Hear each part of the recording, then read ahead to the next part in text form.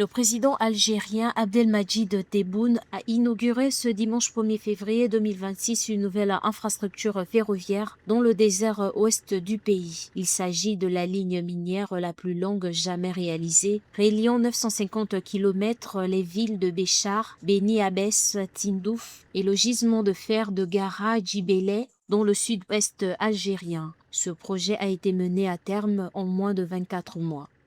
Aujourd'hui, nous assistons à un moment historique de victoire sur le chemin du défi du développement que nous avons relevé avec confiance ici, au cœur de notre précieux et éternel désert. C'est un moment où nous nous trouvons à une étape du travail visant à réaliser un accomplissement national, stratégique et historique.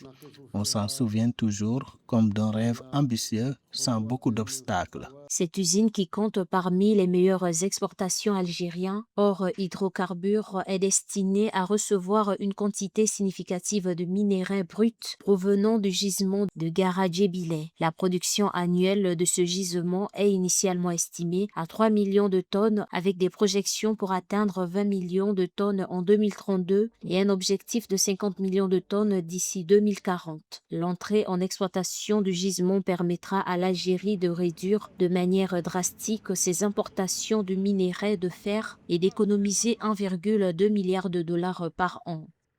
Le projet s'inscrit dans une vision stratégique globale visant l'investissement et l'exploitation des ressources naturelles ainsi que le renforcement du lien entre le Grand Sud et le reste du pays. Il marque la première étape d'un partenariat stratégique et d'un projet national d'envergure appelé à transformer la région et à soutenir les objectifs économiques nationaux. L'Algérie consolide sa souveraineté économique et renforce ses infrastructures stratégiques avec la mise en service de cette nouvelle ligne ferroviaire. Cette infrastructure représente une étape décisive dans la mise en valeur du potentiel minier national et favorise un développement équilibré et intégré du pays, notamment par la création d'emplois.